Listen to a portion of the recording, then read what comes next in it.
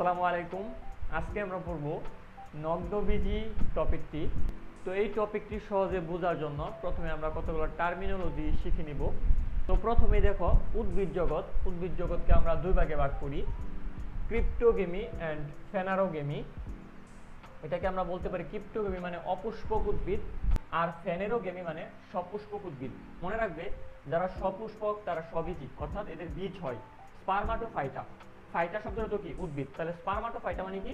যেসব উদ্ভিদের বীজ হয়। আর অবীজরা নরমালি অপুষ্পক হয়।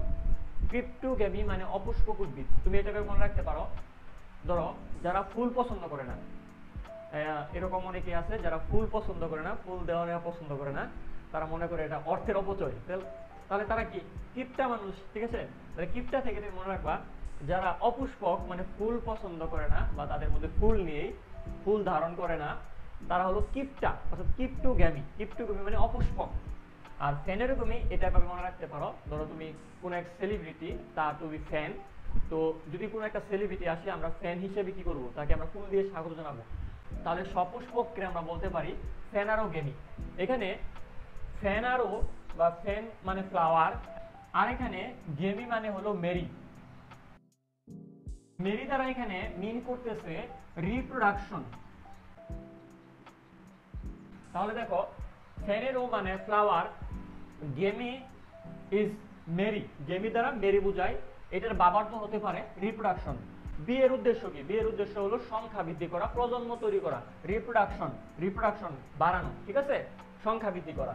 তাহলে ফেনেরোগেমি, গেমি এটা দ্বারা মিন করতেছে যারা বীজের মাধ্যমে বংশ বৃদ্ধি করতে পারে। আচ্ছা, এখানে দেখো ক্রিপ্টো শব্দের অর্থ হলো উইদাউট। ক্রিপ্টো শব্দের অর্থ হলো উইদাউট।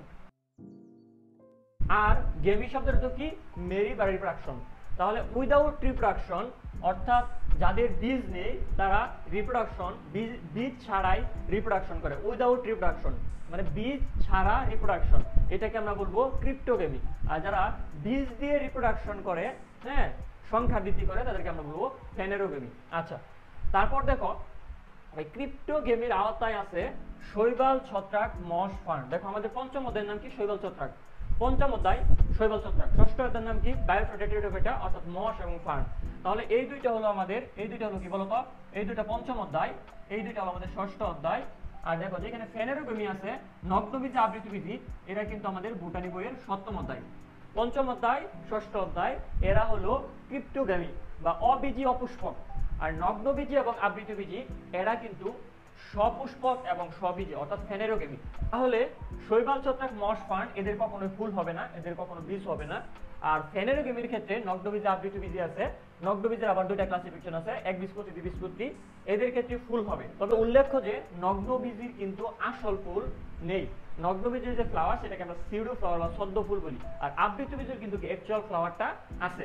তো একটা জিনিস খেয়াল করো, শৈবাল, ছত্রাক, মশ, ফার্ন, নগ্নবীজি, আবৃতবীজি, অর্থাৎ পঞ্চম অধ্যায়, তারপর ষষ্ঠ অধ্যায়, তারপর আমাদের সপ্তম অধ্যায়। যতই আমরা বাম থেকে ডানের দিকে যাব, অর্থাৎ অধ্যায় সংখ্যা যত বাড়বে তত কিন্তু উন্নত বৈশিষ্ট্য প্রাপ্ত হবে। খেয়াল করো, শৈবাল, ছত্রাক, মশ, ফার্ন, নগ্নবীজি, আবৃতবীজি, যতই আমরা এদিকে যাব, বাম থেকে ডানের দিকে যাব, তত উন্নত বৈশিষ্ট্য প্রাপ্ত হবে। যেরকম ফার্ন থেকে নগ্নবীজি অবশ্যই উন্নত, নগ্নবীজি উন্নত। আবার নগ্নবীজি থেকে কি? আবৃতবীজি উন্নত। একবীজপত্রী থেকে দ্বিবীজপত্রী উন্নত। সো যতই আমরা বাম থেকে ডানের দিকে যাব, ততই কিন্তু উন্নত বৈশিষ্ট্য প্রাপ্ত হবে। আমরা কিন্তু করেছিলাম প্রাণীর বিভিন্নতা ও শ্রেণীবিন্যাস অধ্যায়ে, আমাদের মেজর পর্ব ছিল 9টি। যতই আমরা 9এর দিকে যেতাম, তত কিন্তু উন্নত বৈশিষ্ট্য প্রাপ্ত হতো, অর্থাৎ পরেরটা আগেরটা থেকে উন্নত ছিল। এরকম ভাবে তুমি এখানেও মনে রাখবে, শৈবাল থেকে শুরু করে আবৃতবীজির দিকে আস্তে আস্তে উন্নত বৈশিষ্ট্য প্রাপ্ত হয়। তারপর দেখো, এখানে এবিসি অর্থাৎ শৈবাল, ছত্রাক, মশ, এরা কিন্তু অভাস্কুলার। উন্নত উদ্ভিদের একটা সূচক হলো ভাস্কুলার টিস্যু থাকা। যদি ভাস্কুলার টিস্যু থাকে তাহলে সে মোটামুটি উন্নত। আচ্ছা, আর যাদের ভাস্কুলার টিস্যু নেই তারা কিন্তু অনুন্নত। একটা জিনিস খেয়াল করো, এই যে ডি মানে কি? ফার্ন। এই ফার্নে সর্বপ্রথম ভাস্কুলার টিস্যু দেখা যায়।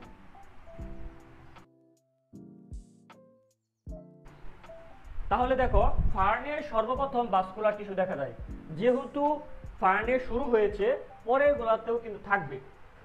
এখানে স্টার্ট হয়েছে কোথায়? ফার্নে। তার মানে আগের গোলার মধ্যে কিন্তু ভাস্কুলার টিস্যু থাকবে না। তাহলে এবিসি অর্থাৎ শৈবাল, ছত্রাক, মশ এরা কিন্তু অভাস্কুলার, এদের কিন্তু পরিবহন টিস্যু জাইলেম ফ্লুয়েম নেই। ফার্ন, নগ্নবীজি, আবৃতবীজি এদের কিন্তু ভাস্কুলার টিস্যু রয়েছে, এদেরকে আমরা বলবো কি ভাস্কুলার উদ্ভিদ।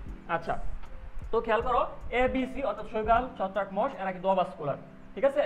আবার ডিইএফ এরা কিন্তু কি ভাস্কুলার, এ দেখো এবিসি অভাস্কুলার আর ডিইএফ ভাস্কুলার, অর্থাৎ ফার্ন, নগ্নবীজি, আবৃতবীজি এরা কিন্তু ভাস্কুলার। আর তোমাকে কোনো যদি বলে ভাস্কুলার টিস্যু শুরু হয়েছে কোথায়, তুমি বলবা কি ফার্নে। আর যেখানে শুরু হয় ওইটা কিন্তু সবচেয়ে অনুন্নত থাকে, আস্তে আস্তে কি হবে উন্নত হবে। তাহলে এই যে ফার্নে যে সর্বপ্রথম ভাস্কুলার টিস্যু দেখা গেছে এটা কিন্তু সরলতম ভাস্কুলার টিস্যু, ঠিক আছে। সরলতম, সরলতম কি সরলতম এটা আমরা আস্তে আস্তে দেখতেছি সামনে। আচ্ছা, তারপর দেখো যারা অভাস্কুলার তারা কিন্তু থ্যালয়েড প্রকৃতির হয়। থ্যালয়েডটা কি, এই যে এখানে লেখা আছে থ্যালয়েড। থ্যালয়েড মানে যাদেরকে মূল কাণ্ড পাতায় ভাগ করা যায় না, যাদেরকে কোনটা মূল কোনটা পাতা কোনটা কাণ্ড এটাতে ভাগ করা যায় না, মূল কাণ্ড পাতায় ভাগ করা যায় না যাদেরকে, ওই ধরনের জিনিসগুলোকে আমরা বলবো থ্যালয়েড। তাহলে শৈবাল, ছত্রাক, মশ এরা হলো থ্যালয়েড, অর্থাৎ এটা মনে রাখবে যারা অভাস্কুলার তারা নরমালি কি হয় থ্যালয়েড হয়। আচ্ছা, আরেকটা টার্ম আছে গ্যামিটোফাইট বা গ্যামিটোফাইটিক। ফাইটার শব্দটা তো কি উদ্ভিদ, আর গ্যামিটোফাইট মানে হ্যাপ্লয়েড, যাদের মূল দেহ হ্যাপ্লয়েড তাদেরকে আমরা বলি গ্যামিটোফাইট। যাদের মূল দেহ স্টাডি করলে আমরা ক্রোমোজোমের মধ্যে ডিপ্লয়েড ক্রোমোজোম পাবো তাদেরকে আমরা বলবো স্পোরোফাইটিক উদ্ভিদ। তাহলে স্পোরোফাইট মানে 2n, মূল দেহ 2n, আর গ্যামিটোফাইট মানে কি মূল দেহ n, এবং এরা সবাই বহুকোষী। এটা আমি একটু পরে লিখবো দেখো। তাহলে ভাস্কুলার যারা তারা কিন্তু থ্যালয়েড নয়, যারা ভাস্কুলার তাদেরকে কিন্তু কি মূল কাণ্ড পাতায় ভাগ করা যায়। ভাস্কুলার মানে কি জাইলেম ফ্লোয়েম নামক নল থাকবে, যাদের কাণ্ড আছে তাদের মধ্যে কিন্তু নল সম্ভব, যাদের মধ্যে কাণ্ড নেই তাদের মধ্যে কিন্তু জাইলেম ফ্লোয়েম নামক নল থাকবে না। দেখো শৈবাল, ছত্রাক, মশ এরা কিন্তু থ্যালয়েড, এদের মধ্যে কিন্তু কাণ্ড নেই, তার মানে এদের মধ্যে কি থাকবে না, এদের মধ্যে কোনো রকম ভাস্কুলার টিস্যু থাকবে না। তাহলে যারা থ্যালয়েড তারা কি অ্যাভাস্কুলার, এরা ভাস্কুলার না, অর্থাৎ এদের মধ্যে জাইলেম ফ্লোয়েম নেই। আর যারা থ্যালয়েড তারা অনুন্নত উদ্ভিদ, আর অনুন্নত উদ্ভিদের মূলদেহ কেমন হয় হ্যাপ্লয়েড, ঠিক আছে, এরা হ্যাপ্লয়েড। তাহলে হ্যাপ্লয়েডকে আমরা কি বলবো গ্যামিটোফাইটিক উদ্ভিদ। হ্যাপ্লয়েড দুমি কারো মূলদেহ যদি হ্যাপ্লয়েড হয় ওই ধরনের উদ্ভিদকে আমরা বলবো গ্যামিটোফাইটিক উদ্ভিদ। তাহলে শৈবাল, ছত্রাক, মশ এগুলো কিন্তু হলো কি গ্যামিটোফাইটিক। আর ফার্ন, নগ্নবীজি, আবৃতবীজি এরা কিন্তু ভাস্কুলার। আর যারা ভাস্কুলার, হ্যাঁ, যাদের মধ্যে পরিবহন টিস্যু আছে, পাইপ আছে, তার মানে কাণ্ড আছে, হ্যাঁ, এরা কিন্তু থ্যালয়েড না। আর এরা নরমালি মূলদেহ কি হয় ডিপ্লয়েড হয়, মূলদেহ হয় ডিপ্লয়েড। উন্নত উদ্ভিদগুলোর মূলদেহ হয় কি ডিপ্লয়েড। তাহলে যখন আমরা নগ্নবীজের বৈশিষ্ট্য বলবো, নগ্নবীজের বৈশিষ্ট্যের মধ্যে একটা কথা লেখা আছে, নগ্নবীজরা হলো স্পোরোফাইটিক উদ্ভিদ। এই যে দেখো স্পোরোফাইটিক, যাদের মূলদেহ ডিপ্লয়েড তাদেরকে আমরা বলবো কি স্পোরোফাইটিক উদ্ভিদ। তাহলে ফার্ন, নগ্নবীজি, আবৃতবীজি এরা সবাই কিন্তু কি স্পোরোফাইটিক উদ্ভিদ। আচ্ছা, এখন দেখো এই যে এখানে লিখে রেখেছিলাম প্রথম ভাস্কুলার টিস্যু দেখা যায় ফার্নে এবং সরলতম। আচ্ছা, বিষয়টা কি দেখো, ভাস্কুলার টিস্যু হয় দুই ধরনের, একটাকে আমরা বলি জাইলেম টিস্যু, একটাকে বলি ফ্লুয়েম টিস্যু। যতে জাইলেম, বৈকার যতে জাইলেম, বৈকার যতে মনে করো জল, যারা জল পরিবহন করে তারা হলো জাইলেম টিস্যু। আর যারা খাদ্য বা ফুড পরিবহন করে তাদেরকে আমরা বলবো ফ্লুয়েম টিস্যু। তাহলে ফ্লুয়েম টিস্যু কি পরিবহন করে, খাদ্য বা ফুড পরিবহন করে। আর জাইলেম টিস্যু কি করে, জল পরিবহন করে। দেখো জাইলেম টিস্যুতে 4 ধরনের কোষ রয়েছে, tracheid, Bessel, xylem parenchyma, xylem fibre. আবার ফ্লুয়েম টিস্যুতেও 4 ধরনের কোষ রয়েছে, সিবনল, সঙ্গী কোষ, ফ্লুয়েম প্যারেনকাইমা, ফ্লুয়েম ফাইবার। মনে রাখবে 4টি থেকে 4টি কোষ থাকবে, অর্থাৎ কমপ্লিটলি সবগুলা কোষই থাকবে আবৃতবীজিতে। নগ্নবীজের ক্ষেত্রে ভাস্কুলার টিস্যুতে জাইলেমের কোষ থাকবে 3টি, ফ্লুয়েমের কোষ থাকবে কি 3টি, একটি অনুপস্থিত থাকবে, কোনটা অনুপস্থিত আমরা দেখব। আর সরলতম ভাস্কুলার টিস্যু পাওয়া যায় ফার্নে, এদের ক্ষেত্রে যা থাকবে একটি, 3টি অনুপস্থিত। তাহলে এদের মধ্যে অর্থাৎ ফার্নের ক্ষেত্রে জাইলেম টিস্যুতে কেবলমাত্র প্যারেনকাইমা পাওয়া যায়, এই প্যারেনকাইমাটা সুস্পষ্ট, তোমাদের বইয়ে আসলে এটা উল্লেখ করে নাই, অনার্সের বইগুলোতে আছে যে ফার্নের ক্ষেত্রে কেবলমাত্র প্যারেনকাইমা সুস্পষ্ট। আচ্ছা, ফার্নের ক্ষেত্রে ফ্লুয়েমে তুমি শুধুমাত্র প্যারেনকাইমা পাবা, এটাই সুস্পষ্ট। নগ্নবীজের ক্ষেত্রে কি কি পাওয়া যায় না সেটা আমাদের মনে রাখতে হবে। আমরা একবার মনে রাখি, নগ্নবীজিতে জাইলেমের ভাই নাই, ফ্লুয়েমের কি নাই সঙ্গী নাই। তাহলে জাইলেমের কি নাই বেসেল কোষ নাই, নগ্নবীজিতে জাইলেমের বেসেল কোষ নাই, ফ্লুয়েমের কি নাই সঙ্গী কোষ নাই। এটাই তুমি এভাবে মনে রাখতে পারো, জাইলেমের ভাই নাই, ফ্লুয়েমের সঙ্গী নাই। নগ্নবীজিতে জাইলেমের ভাই নাই, অর্থাৎ জাইলেম টিস্যুতে ব্যাসেল কোষ নাই, ফ্লুয়েমের সঙ্গী নাই, মানে কি ফ্লুয়েম টিস্যুতে সঙ্গী কোষ নাই নগ্নবীজের ক্ষেত্রে। তাহলে এই দুইটা নাই, বাকি তিনটা কি আছে। আর আবৃতবীজের ক্ষেত্রে কমপ্লিটলি কি সবকিছুই আছে। তারপর দেখো শৈবাল, ছত্রাক, মশ, এরা কি অভাস্কুলার, এদের কি নাই পরিবহন টিস্যু নাই। দেখো এদের কিন্তু কাণ্ডই নাই, কাণ্ড না থাকলে কি পরিবহন টিস্যু বা জাইলেম ফ্লেম থাকবে না, থাকবে না। আবার এরা দেখো শৈবাল, ছত্রাক, মশ, এরা কিন্তু মাটিতে শায়িত অবস্থায় থাকে, মাটির সাথে লেপ্টে থাকে, মাটির সাথে শায়িত অবস্থায় থাকে।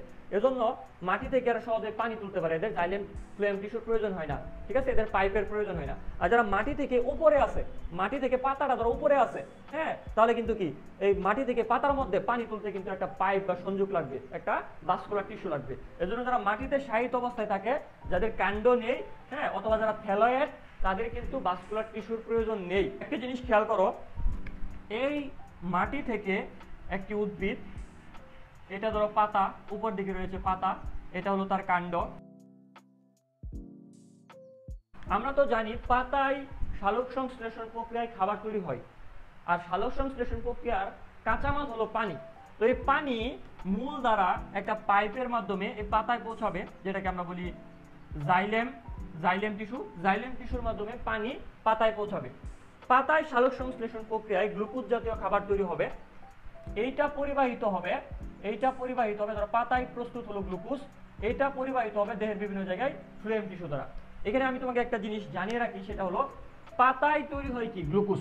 সালোক সংশ্লেষণ প্রক্রিয়ায় পাতায় তৈরি হয় গ্লুকোজ। এই গ্লুকোজ কিন্তু পরিবাহিত হতে পারে না, মানে এক জায়গা থেকে অন্য জায়গায় যেতে পারে না। তো গ্লুকোজ পরিবাহিত শর্করা না, সুক্রোজ হলো পরিবাহিত শর্করা। এটা খুব ইম্পর্টেন্ট একটা কথা। সুক্রোজকে বলা হয় ট্রান্সলোকেটেড সুগার।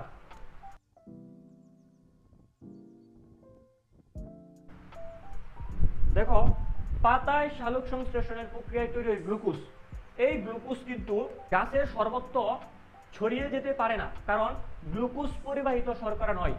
গ্লুকোজ কনভার্ট হয় সুক্রোজে, এই সুক্রোজ কিন্তু পরিবাহিত শর্করা। এজন্য সুক্রোজকে বলা হয় ট্রান্সলোকেটেড সুগার।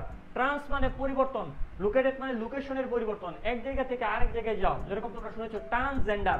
ট্রান্স মানে কি চেঞ্জ, তাহলে লোকেশনের চেঞ্জ, এটাকে বলা হয় কি ট্রান্সলোকেটেড সুগার। তোমাকে যদি কখনো এমসিকিউ প্রশ্ন করে নিচের কোনটি ট্রান্সলোকেটেড সুগার, গ্লুকোজ হবে না, হবে কোনটা সুক্রোজ। তাহলে পাতায় তৈরি হয় গ্লুকোজ। গ্লুকোজ বানানোর জন্য দরকার কি পানি।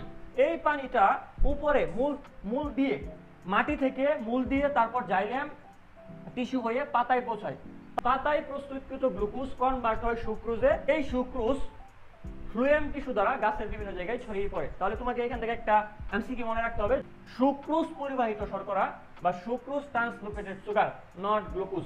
আচ্ছা, তারপর দেখো এই বেসিকটি তোমাদের ক্লিয়ার করে নেওয়া প্রয়োজন। গ্যামিট অ্যান্ড গ্যামিটোফাইট কি আমরা একটু আগে জেনে এসেছি। গ্যামিটোফাইট অর্থাৎ যাদের মূলদেহ এন অর্থাৎ হ্যাপ্লয়েড, তাদেরকে আমরা বলি গ্যামিটোফাইট, ঠিক আছে। আর যাদের মূলদেহ 2n মানে ডিপ্লয়েড, উন্নত উদ্ভিদের ক্ষেত্রে মূলত মূলদেহ হয় 2n, ওদেরকে আমরা বলি স্পোরোফাইট, ঠিক আছে। তাহলে গ্যামিটোফাইট মূলদেহ কি হবে, হ্যাপ্লয়েড হবে। স্পোরোফাইট মূলদেহ কি হবে, ডিপ্লয়েড হবে। এখন গ্যামিট ভার্সেস গ্যামিটোফাইট জিনিসটা কি আমরা দেখব, অর্থাৎ গ্যামিট এবং গ্যামিটোফাইটের মধ্যে পার্থক্য কি এটা আমরা দেখব। গ্যামিট ধরো একটা শুক্রাণু হলো একটা গ্যামিট, এটাকে আমরা বলি পুং গ্যামিট। শুক্রাণু কিন্তু হ্যাপ্লয়েড এবং এটা কি এককোষী, তাহলে গ্যামিট হলো হ্যাপ্লয়েড এবং এককোষী। বাট গ্যামিটোফাইট, ফাইট শব্দটা কিন্তু উদ্ভিদ, PHYT, ফাইটা শব্দটা উদ্ভিদ। ফাইট অথবা ফাইটা শব্দটা তো কি উদ্ভিদ। গ্যামিটোফাইট মানে এরা হ্যাপ্লয়েড জাতীয় উদ্ভিদ, অর্থাৎ মূলদেহ হবে হ্যাপ্লয়েড এবং এরা কিন্তু বহুকোষী। তাহলে দেখো গ্যামিট হ্যাপ্লয়েড, গ্যামিটোফাইট এও হ্যাপ্লয়েড, বাট গ্যামিট কিন্তু এককোষী আর গ্যামিটোফাইট কিন্তু কি বহুকোষী। এইখানেই চেঞ্জটা। স্পোর এবং স্পোরোফাইটের মধ্যে পার্থক্যটা সেম। স্পোর হবে ডিপ্লয়েড এবং এককোষী, আর স্পোরোফাইট হবে ডিপ্লয়েড এবং বহুকোষী, ঠিক আছে। যাদের সাথে ফাইট আছে তারা কিন্তু অবশ্যই বহুকোষী। একটা উদ্ভিদ তৈরি হবে অবশ্যই একটা কোষ দিয়ে তৈরি হবে না, অনেকগুলো কোষ দিয়ে তৈরি হবে। তো এই বেসিকটি যদি ক্লিয়ার থাকে, সামনে আমরা কতগুলো মুখস্থ ধর্মী পড়া থেকে বাঁচতে পারবো।